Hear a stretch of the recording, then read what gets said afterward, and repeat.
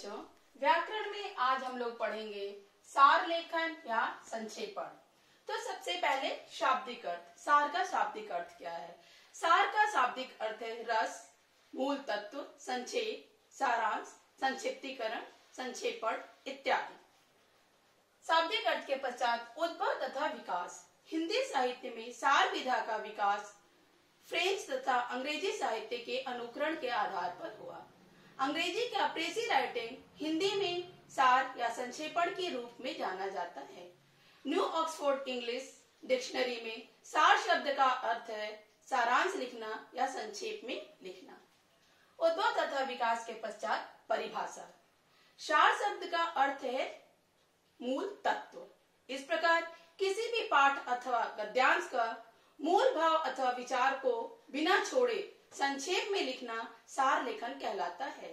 सार लेखक को चाहिए कि सार लिखते समय उसकी भाषा ऐसी हो कि पाठक उसके मंतव्य को आसानी से समझ सके। उसकी भाषा ऐसी नहीं होनी चाहिए कि पाठक को पाठ को बार बार पढ़ना पड़े। परिभाषा के पश्चात महत्व। सार का महत्व क्या है? छोटे बच्चे किसी भी पाठ को एक बार पढ़कर उसमें कही गई सभी बातों पर अपना ध्यान केंद्रित नहीं कर पाते हैं। उनके ध्यान को केंद्रित करने के लिए उन्हें उस पाठ का सार लिखने को कहना चाहिए।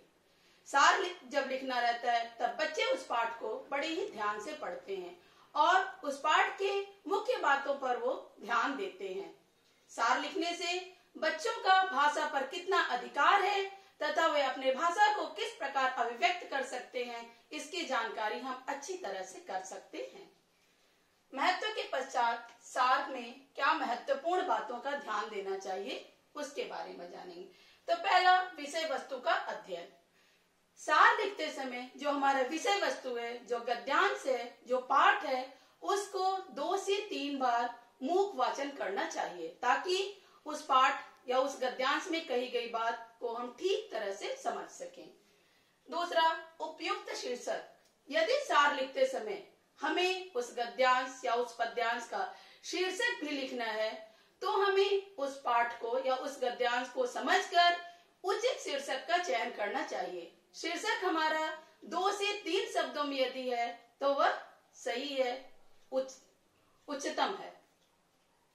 अब इसके पश्चात आवश्यक को स्वीकारना।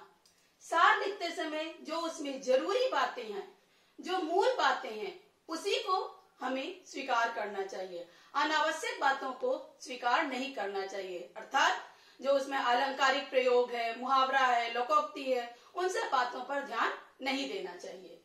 अनावश्यक को अस्वीकारना। जो अनावश्यक बातें हैं, मतलब जो अनावश्यक विस्तार दिया गया है जिन बातों से उस गद्यांश में, उस पाठ में, उस पर ध्यान नहीं देना चाहिए। उदाहरण है, लोकोक्ति है, मुहावरा है, इन सब बातों पर ध्यान नहीं देना चाहिए। बस जो उसमें मुख्य बात कही गई है उसी पर ध्यान देना चाहिए। स्व टिप्पणी न दें। सार लिखते समय हमें अपनी तरफ से कोई भी टिप्पणी नहीं करना चाहिए क्योंकि सार में हमें क्या करना है? छोटे में लिखना है, और जब छोटे में लिखना है तो हम अपनी तरफ से कोई टिप्पणी देंगे तो सार का आकार बड़ा हो जाएगा। आकार। सार का आकार कैसा होना चाहिए? जो मूल गद्यांश है या जो मूल पाठ है, सार का आकार उसका 1/3 होना चाहिए। अर्थात यदि हमारा मूल पाठ 3 पेज का है तो सार 1 पेज का होना चाहिए। यदि हमारा मूल गद्यांश 300 शब्दों का है तो सार 100 शब्दों का होना चाहिए। भाषा का प्रयोग। सार लिखते समय जो हमें भाषा का प्रयोग करना चाहिए वह सरल होना चाहिए और संक्षिप्त होना चाहिए। मतलब एक शब्द में अनेक शब्दों का अर्थ समाहित होना चाहिए। तारतम्यता। सार लिखते समय जो हम वाक्यों का प्रयोग करते हैं, एक वाक्य दूसरे से पूरी तरह से जुड़ा हुआ होना चाहिए। वाक्यों का आपस में उचित संबंध होना चाहिए। वाक्य अन्य पुरुष में लिखे जाएं। सार का जो वाक्य हम लिखते हैं वो वाक्य बहुधा अन्य पुरुष में लिखे जाने चाहिए। उत्तम पुरुष और मध्यम पुरुष में नहीं लिखे जाने चाहिए। विषयानुकूलता। सार जब हम लिख रहे हैं किसी भी पाठ का या किसी भी गद्यांश का, तो विषय से हमें हटना नहीं चाहिए। वह पाठ जिसके बारे में है वही विषय हमारे सार में भी आना चाहिए। ऐसा नहीं कि पाठ या गद्यांश किसी और विषय में है और सार हमारा किसी और विषय की तरफ मुड़ गया। और मौलिकता। मौलिकता का मतलब होता है हमारे अपनी तरह। तो सार की जो भाषा होनी चाहिए वो मौलिक भाषा होनी चाहिए। किताबों की रटी रटाई भाषा या बहुत कठिन शब्दों का प्रयोग नहीं होना चाहिए। हम जिस भाषा में बोलते हैं उसी भाषा में हमारा सार होना चाहिए, किंतु भाषा शुद्ध होनी चाहिए, अशुद्ध शब्दों का प्रयोग नहीं होना चाहिए। यहाँ पर हमारा सार वीडियो पूरा हुआ। धन्यवाद। आपका दिन मंगलमय हो।